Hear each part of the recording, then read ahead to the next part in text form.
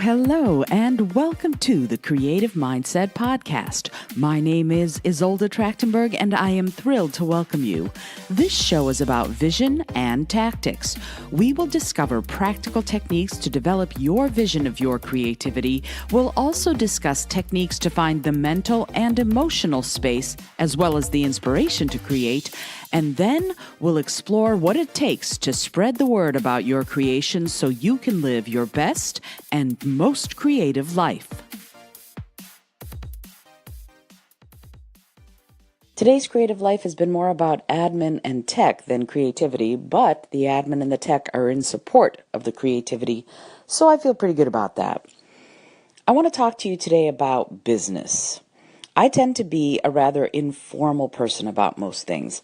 While I own suits and can make with the whole professional demeanor, after the initial contact, I prefer my professional life to be a little less suit and more collaborative effort. We're all in this together. I can do both. I choose to be less formal. However, I'm not a novice, and I am a stickler about certain things, like contracts. One of the things I shield all of my fellow bandmates and singing mates, reading mates from is the negotiation administration portion of the work. I take care of that. And I'm pretty good at it. That surprises me, but there it is. They've never had to handle any of that. I take care of it as part of being the leader, manager, facilitator, etc. Basically, they show up and do their thing, and then I give them a check. It works very well. But here's the thing. Sometimes the companies and organizations I work with think that I'm a yokel who has no clue about how things are done. And before anyone takes me to task and says that the above companies are just doing business themselves, I could tell you stories that would curl your hair about some of the disparaging things that have been said to me while negotiating contracts. So they'll either try to talk me down below a decent price for the job, or they'll say things like, well, in the corporate world, we do things on a handshake, so you should just be willing to come and work, and we'll be getting you the check at some point, because that's just how it's done. And the implication is that if I don't do things their way, then I'm somehow deficient or incapable as a person who has dealings in their world. Yeah, I find it insulting, but more to the point, I find it bad business. If I don't have a signed contract before the job, I'm not going to show, and I'll not ask the people who are working with me to show either. Sometimes, as is the case today, the turnaround time for a job is really short. I got the gig just a couple of days ago.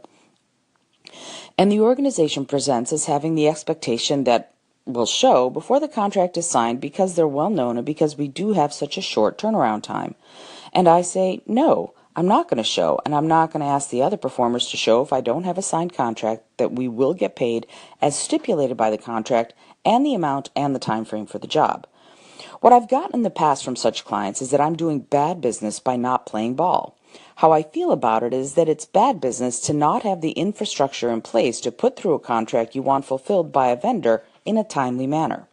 So, who's doing bad business? The person who won't work without a contract that spells out and guarantees details, fees, and timeframes, so all parties are protected, or the organization who can't get it together enough to administer a contract for a vendor they want to hire?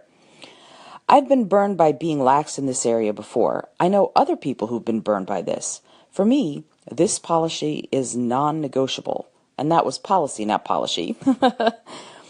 I'm sure I've missed a few people off with this policy, but I don't care.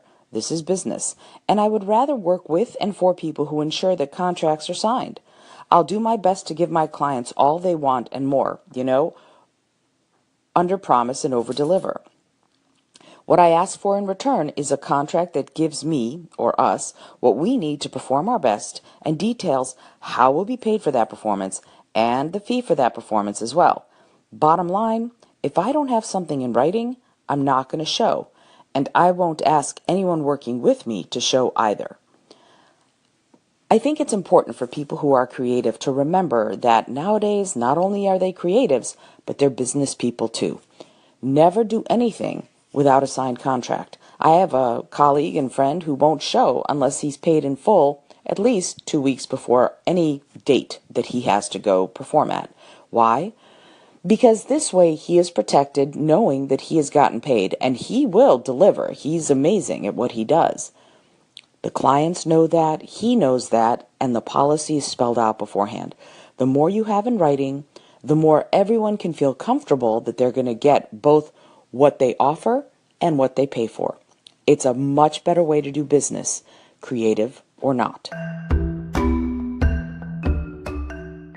Thanks so much for joining me today. I really appreciate you being here. Please subscribe to the podcast if you're new, and please tell your friends about the community we're building here. Today's episode was produced by Isolde Trachtenberg and is copyright Isolde Trachtenberg 2019. Today's music was from Kevin MacLeod, Laser Groove, and Ave Marimba, brought to you by Creative Commons License 3.0. As always, please remember this is for educational and entertainment purposes only. Past performance does not guarantee future results, although we can always hope. Until next time, I send you all of my love.